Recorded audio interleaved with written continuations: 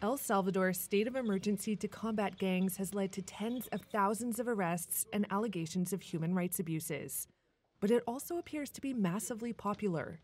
And in a recent interview, the country's security minister, Gustavo Villatoro, said the measure will stay in place until every criminal is caught. El régimen de excepción es una herramienta. The state of emergency is a tool to keep security and to care for Salvadorians' lives. When the risk reaches numbers close to zero, this measure will be lifted. Y estos terroristas, as long as we have these murderers and these terrorists fleeing and escaping within the country, this measure must continue. Esta medida debe de continuar. President Nayib Bukele asked Congress to approve the state of emergency last March. Since then, security forces have arrested more than 64,000 suspected gang members or associates. Estamos a punto. We are at the brink of winning the war against gangs, he said in June. El Salvador already has the highest incarceration rate in the world, with nearly 2% of its adult population behind bars.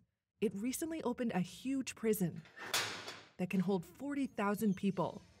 There is some evidence the crackdown is having an impact. Last year, there were just under 500 homicides. In 2021, there were more than 1,100. But there are questions about what rights citizens are willing to exchange for safer streets. Rights groups have documented hundreds of arbitrary arrests, torture, and in-custody deaths. Under the measure, arrests can be made without a warrant. Detainees' rights to a lawyer have also been shelved. The government denies the accusations of torture and other rights of abuses outside of what's allowed. Still, residents point to concrete changes. They say they're able to go out at night and spend time at soccer pitches, all unthinkable before.